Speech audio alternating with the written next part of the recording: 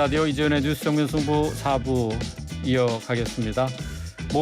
화요일 이 시간에는 정치 현안이 쏟아지는 곳에 천막을 치고 얘기 나눠보는 순서죠. 정치 이슈, 구체적으로 여야의 입장 어떻게 다른지 살펴보는 순서입니다. 화요 천막의 깃발이 되주실 두 분 소개하겠습니다. 조청래 전 여의도연구원 부원장, 또 조기현 전 더불어민주당 법률위 부위원장 나오셨습니다. 두 분 안녕하세요. 안녕하세요. 네. 안녕하세요. 자, 오늘 먼저 서울중앙지검으로 가보겠습니다. 이재명 민주당 대표의 최측근이죠. 정진상 정무조정실장이 검찰에 소환돼 조사를 받고 있습니다. 정 실장 측에서는 아무 물증도 없는 진술에만 의존한 수사다라고 주장하고 있습니다. 지금 대표적으로 이제 1억 4천만 원의 뇌물 수수 혐의 아니겠습니까? 자, 물증에만 의존한 수사, 물증도 없는 진술에만 의존한 수사. 자, 조청래 부원장님 어떻게 생각하시는지요? 지금 말씀하신 것처럼 뭐 뇌물 수수로 1억 4천만 원. 네. 그다음에 그 천화동인 1호에다가 숨겨뒀다는 뭐 김용, 유동규, 정진상의 428억 원. 뭐 그다음에 휴대폰 번호를 버리라고 지시했다는 증거인멸 교사 뭐 이런 혐의인데요. 네. 지금 사실 뭐 수사 주체가 달라서 이 혐의만 지금 나왔지만은 정진상 실장과 관련된 수사는 딴 것도 있지 않습니까? 백현동, 대장동, 백현동 위례신도시 관련 직접 개입 정황도 있고요. 네. 그다음에 성남 FC 불법 후원금 문제도 이재명 대표와 공범으로 적시가 되어 있습니다. 그런데 네. 이제 물증이 있는지 없는지는 검찰이 수사를 공개할 때쯤 돼야 알 수 있고요. 특히 재판 과정에서 유효하게 쓸 수 있기 때문에 지금 아마 검찰이 있다 하더라도 공개를 안 할 겁니다. 할 이유가 없고요. 네.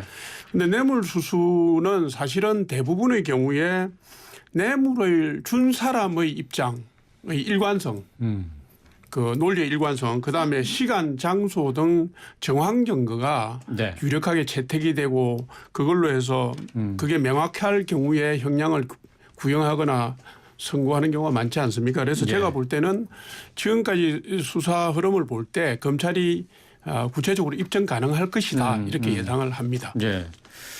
뭐 물증이 있느냐라는 게 이제 민주당에서 계속 검찰이 요구하고 있는 거예요. 이게 계속 조작 수사 아니냐, 정치 보복이다 이렇게 주장하고 있는데 어떻습니까? 이게 물증 뭐가 필요한 겁니까? 그 물증이라고 하면 이제 뭐 뇌물수수만 예를 든다고 하면 전달 당시에 어떤 뭐 CCTV 화면이라든가 전달의 도구, 뭐 그리고 전달일 전 뭐 그 해당 금액의 구체적 현금의 입출금 내역, 뭐 이런 게 있을 수 있겠죠. 그리고 뭐 관련 돈을 주고받기 위해서 통화를 했다거나 문자 메시지가 남아 있다거나. 근데 사실은 뇌물 사건에서의 직접적 물증은 뭐 한계가 있는 건 맞습니다. 그래서 물증이 없다고 해서 무조건 혐의가 없다고 주장하는 것은 아니고요. 네.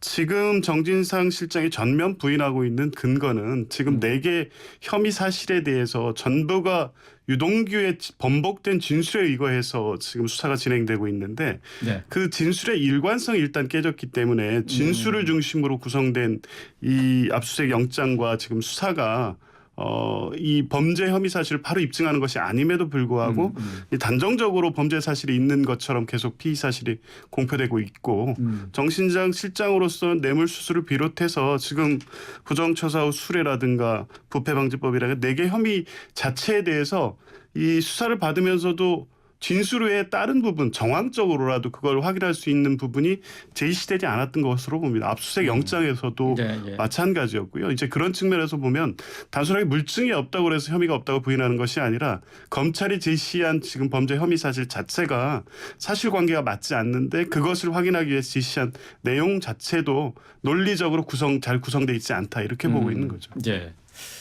자, 민주당의 조응천 의원이 방송에 나와서 정진상 실장의 수사에 대해서 당 차원의 대응에 비판적인 입장을 나타냈습니다. 자, 그러니까 이재명 대표가 성남시장 또 그리고 경기도지사로 재직하던 당시에 있었던 일에 당이 나설 이유가 없다라고 말을 한 건데요. 자, 어제 민주당이 김의겸 대변인을 비롯해서 의원들이 나서서 정진상 실장을 엄호하는 데 나섰거든요. 자, 이 부분에 대해서 어떻게 봐야 되는지 당이 정진상 실장 당직자 한 사람을 이렇게 지키기 위해서 당 전체가 나서는 게 과연 이게 민주당 입장에서 바른 그 방향을 잡은 건가? 여기에 대한 지적이 많이 있어요. 조 원장님 어떻게 생각하세요? 그러니까 지금과 같은 상황은 우리 헌정사에서 전례를 찾아보기 힘든 이상한 형태의 상황입니다. 이게 이제 이재명 대표가 민주당 대선 후보가 되고 난 뒤에 상황 뭐 정치자금법이라든가 뭐 이런 문제가 나왔거나 혹은 당 대표가 된 다음에 뭐 범죄 혐의가 이렇게 문제가 된다면 네. 이 경우에는 민주당이 전면에 나서서 방어를 하는 게 맞습니다. 왜냐하면 그 수사의 결과가 조사의 결과가 민주당의 당시나 향후 선택에 영향을 크게 미치기 때문에 가능한데 지금 성남시장 시절 경기지사 시절의 범죄는 네. 개인 범죄고요. 예. 의혹이요. 예. 범죄 의혹이 개인 범죄 의혹이고 더더군다나 문재인 정부 때 문재인 대통령 때 수사가 개시된 사안들입니다. 이 부분을 갖다가 당이 전체적으로 나선다는 것은 제가 볼 때 민주당이 향후 정치적 입지를 매우 좁히는 악재로 작용할 예. 가능성이 크고 더더군다나 이재명 대표도 아니고 뭐 김용 부원장, 정진상 정무실장 같은 측근을 방어하기 위해서 민주당 의원들이 뭐 대검 청사를 방문해서 항의 방문을 한다든가 이런 부분들은 방탄 방어하는 것은 제가 볼 때 매우 적절하지 못한 것 같고요. 예. 민주당의 입장이 강경하면 강경할수록 민주당이 위기에 처할 가능성이 높아진다. 그래서 시간이 갈수록 민주당 내에서 지금도 말들은 못하지만은 선긋기를 해야 된다는 엄연한 정서가 있을 겁니다. 이게 점점 힘을 얻어갈 거라 이렇게 봅니다. 선긋기를 해야 될 것 같다라고 말씀하셨는데 어제 이제 일개 당직자라는 얘기가 여러 번 들렸어요. 일개 당직자를 이런 식으로 당이 감싸고 도는 것은 비상식적이다. 이렇게 얘기가 돌기도 했는데 어떻게 보세요? 조 변호사님. 뭐 글쎄요. 그렇게 걱정을 하고 그런 말씀을 하시는 의원이 있을 수 있죠. 근데 전 당의 전반적인 인식은 그렇지 않습니다. 그렇지 이거 않다. 예. 일개 당직자의 문제로 볼 수가 없죠. 정진상 실장과 김용 부원장 수사가 최종적으로 어디로 귀착될지에 대해서 너무 명확해 보이지 않습니까? 이재명 대표를 향한 것이고요. 이재명 대표의 과거에 있었던 개인적 비위 사건에 대한 문제가 아닙니다. 이 정권이 들어선 이후에 지금 수사 대상과 범위를 보십시오. 이재명 전 현 대표님을 겨냥한 수사가 있고요. 사건 자체는 이재명 대표가 당 대표가 되기 전에 일어난 다 사건들 아닙니까? 예, 그렇습니다. 그런데 이제 이 사건이 과거에 이 정부 출범하기 이전에 배임 등 또 50억 클럽 등 중심으로 진행되던 수사가 수사 방향이 바뀌었다. 7월에 반부패 수사부가 인사 조치된 이후에 진술이 번복되고 전부 다 이재명 대표를 향한 수사로 바뀌었습니다. 그리고 동시에 대북 그 공무원 관련된 공무원 비살 사건하고 납부거부 송환 사건에서 지금 문재인 전 대통령을 겨냥한 수사도 한 축으로 진행되고 있지 않습니까? 그런데 국방장관에 대한 그 구속 적부심에서 이제 구속이 이제 다시 풀리고 이렇게 수사가 일단 거기 교착돼 있는 상황이긴 하지만 현재 현 정부의 수사는 전 정권 전반을 향해 전방위적으로 이루어지고 있고 그 수사의 방향과 내용을 보면 정치 보복성 수사라는 것이 명백하고 이 부분에 대한 민주당 전체 구성원들의 이견은 없습니다. 다만 이런 과정 대응 과정에 미칠 향후 어떤 당의 파장 문제 때문에 이런 우려를 제기하는 의원이 몇 분 계시지만 뭐 표현상의 어떤 일개 당직자의 문제로 이 사건 자체를 폄하해서 작게 보거나 또 이 파장이 개인에 대한 비위를 덮는 방식의 대응처럼 당이 대응하는 것으로 인식하거나 이런 분위기는 전혀 아닙니다. 네. 알겠습니다. 자, 뭐 이재명 대표와 관련된 수사라고 할 수 있겠죠. 정진상 정무실장이 오늘 검찰 소환 조사와 관련된 내용 한번 살펴봤습니다. 계속해서 이번에는 국회 본청으로 가보겠습니다. 이태원 참사 희생자 명단 공개와 관련된 내용인데요. 한 인터넷 매체가 희생자 유족들의 동의를 얻지 않고 일방적으로 명단을 공개를 했어요. 논란이 크게 일고 있습니다. 정진석 비대위원장 법적 대응이 필요하다라고 지적을 했고 정 비대위원장 자신도 동의 없이 전교조 명단을 공개했다가 억대의 벌금을 물은 바 있다 이렇게 밝히기도 했습니다. 자, 조 부원장님, 예. 법적 책임 물을 수 있는 겁니까? 뭐 여러 가지 형태로 가능하다고 저는 봅니다. 유출 경로에서 불법성이 있다면 또 그거를 공개한 뭐 언론, 특정 매체 공개한 과정에서의 불법성 문제도 있을 수 있다고 보고 있고요. 네. 지금 한 시민단체가 이태원 참사 희생자 명단을 언론에 유출한 것을 두고 좀 고발을 했습니다. 지금 전체 명단은 정부밖에 알 수가 없고 네. 또 국가 차원에서도 아직 집계가 끝나지 않았기 때문에 직무상 비밀 정보에 해당한다고 보는 것이거든요. 그래서 고발한 항목이 유출 경위와 입수 경위와 관련된 공무상 비밀 누설죄로 고발을 했습니다. 네. 그 혐의를 했고 네. 또 어젠가 오늘인가 서울시 시의원 한 분이 명단을 공개한 매체 두 매체 민들레와 더 탐사를 네. 개인정보보호법 위반 혐의로 또 고발을 했습니다. 그래서 어떤 행태든 법적 책임을 묻는 데 대한 수사가 이루어질 걸로 보이고요. 네. 형사처벌과는 별개로 지금 명단 유출이 유족의 동의 없이 됨으로 해서 정신적 피해가 발생할 수 있지 않습니까? 이 부분은 따로 민사적 형태의 책임을 묻는 형태로 진행될 수도 있다. 이 말씀을 드리겠습니다. 법적인 얘기를 좀 더 해보도록 하죠. 지금 어쨌든 고발이 계속 지금 이루어지고 있어요. 지금 뭐 형사적인 면에서도 그렇고 민사 소송도 역시 가능하다라고 뭐 법조인들이 전문가들이 얘기를 하고 있는 것 같은데 어떻습니까? 이게 좀 약간 미묘하더라고요. 예, 지금 뭐 부원장님이 말씀하신 그 측면에서 법률적 검토가 가능한데요. 당장의 어떤 형사법 위반이 지금 공개된 사실 자체만으로 성립된다고 보기는 어렵습니다. 1차적으로 개인정보법 위반 문제가 있을 수 있는데 이제 돌아가신 분들이 정보 주체가 된 정보가 공개된 부분에 대해서는 네. 개인정보법 위반의 형사적 책임을 바로 묻기는 어렵고요. 이제 공개 과정에서의 불법성 또 공개된 자료를 1차, 2차 가공해서 모욕이나 명예훼손으로 이어지게 된다면 이 부분에 대해서는 형사적 책임이 성립할 수 있고요. 그 경우에는 민사상 불법행위 손해배상으로 연결될 수도 있죠. 네. 지금 이제 이 명단 공개를 놓고 배우가 민주당 아니냐 뭐 그런 지적도 있습니다.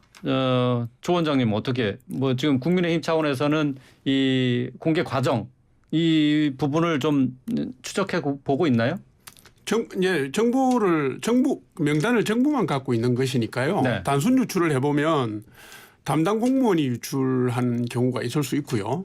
그거 외에는 지금 민주당이 예전에 이재명 대표께서 명단 공개 그다음 추모관 걸림 얘기를 하셨기 때문에 네.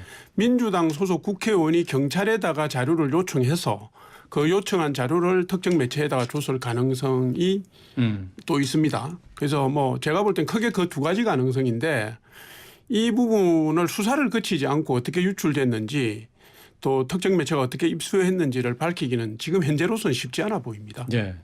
민주당에서는 지금 명단 공개를 그동안 주장해 오지 않았습니까? 어쨌든 민주당과는 지금 현재로서는 특별히 관련은 없어 보이기는 하는데 민주당이 이렇게 그 명단 공개에 강조점을 두고 있는 것은 지금 이 이태원 참사와 관련된 이슈를 계속 끌고 가기 위한 것 아니냐. 결국 사태 해결이 목적이 아니고 정쟁으로 계속 끌고 가기 위한 것이다라는 지적이 있어요. 어떻게 생각하십니까? 그런 지적에 동의하기 어렵고요. 지금 현재 시점에서 이 문제는 두 가지를 좀 나눠봐야 될 것 같습니다. 일부 언론이 명단을 유족 동의 없이 공개한 부분에 대한 적절성 부분하고 지금 이 사회적 참사인 12구 참사의 그 장례와 또 돌아가신 분들에 대한 추모 방식과 내용이 이렇게 가도 되는 것인지 국가가 이렇게 이 사건에 대해서 책임을 지는 방식이 맞는 건지에 대한 문제 제기를 하는 부분은 분명히 구별돼야 된다고 봅니다. 이재명 추모 대표 방식에 문제가 있다. 예, 이재명 대표도 공개해야 된다는 부분은 그러니까 후자 이렇게 사회적 참사로 희생된 부분에 대해서 국가가 책임지고 위로하고 또 장례를 통해서 사회 전체가 이 갈등과 아픔을 치유하는 방식을 고려할 때는 당연히 명단 공개를 하고 그분들을 같이 추모하고 안타까워하고 이렇게 국민적 정서의 교감이 이루어지는 상태에서 이루어지고 그에 따른 책임으로 이어지고 이렇게 돼야 되는데 지금 참사 발생 초기부터 해서 명단을 가린다거나 근조 리본을 못 달게 지시를 한다거나 추모대회도 전혀 어떤 이름이나 사진이나 이름도 없이 이렇게 진행된 추모 기간이 경과됐거든요. 이런 부분에 네. 대해서는 진영 간에 이거를 정치적 갈등으로 확산시키기 위해서 민주당의 그 뭐 책임론 이렇게 갈등할 것이 아니라 정말 그렇게 정부가 이런 방식으로 추모 기간을 진행한 것이 적절했는지에 대해서 차분하게 논의해 볼 필요가 있습니다. 과거 대구 지하철 참사, 세월호 삼풍백화점 모든 사회적 참사에서 실시간으로 모든 방송 뉴스에 사망자 명단이 공개됐었습니다. 그때 그러면 그게 다 사회적 갈등, 정치적 갈등을 부추기기 위한 어떤 정치적 의도가 있었던 걸까요? 아니었잖아요, 그때는. 그러니까 이번 역시 똑같은 기준에서 바라봐야 되는데 왜 이번만 그 이전 사례와 달리 명단을 공개하고 같이 추모하는 것 자체가 무슨 그 갈등을 더 부추기고 정치적 갈등을 야기하는 것으로 비판받아야 하는지 이 부분에 대해서는 여야 뭐 이런 문제가 아니라 국가가 사회적 참사를 대하는 태도의 문제로서 같이 좀 고민해 봐야 된다고 생각합니다. 네. 명단 공개하는 게 그게 원칙 아니냐라는 주장입니다. 어떻게 보세요? 그러니까 이제 얼마 전에 정의당에서 입장을 내놓은 게 이게 이제 추모관이든 뭐든 유족의 입장에 근거해서 가야 된다, 기반해서 가야 된다는 입장을 내놨고요. 최근에 언론들을 보면 일부 기자들이 이제 유족들을 만난 내용 중에 제가 눈여겨본 게 일부 유족이 명단을 공개하든 어떻게 하든 그거는 정부가 방침을 결정해서 유족하고 대화를 해서 해야 될 사항 아니냐 이런 네. 의견을 네. 내놨더라고요. 그래서 이거는 제가 볼 때는 실체적 진실을 밝히는 문제와 별개로 정부가 적정한 단계를 밟아서 유족들의 의견을 수렴하고 네. 방향을 잡아가는 게 맞지 않나 이런 생각을 합니다. 네. 참고로 그 희생자 명단 공개와 관련해서 과거에는 그랬는데 왜 지금 안 그러냐 하는 부분에 있어서 제가 조금 설명을 좀 추가를 하자면은 과거에는 사실 이 명단 공개가 취재의 가장 중요한 부분이었어요. 그리고 유족 인터뷰 같은 것도. 근데 요즘은 분위기가 사회적 분위기가 많이 달라졌고 취재 윤리상으로도 지금 유족들에 대한 취재, 이름 공개 이거는 지금 하지 못하게 돼 있습니다. 그 부분 사회적으로 변화가 있었다는 부분 한번 같이 짚어보도록 하겠습니다.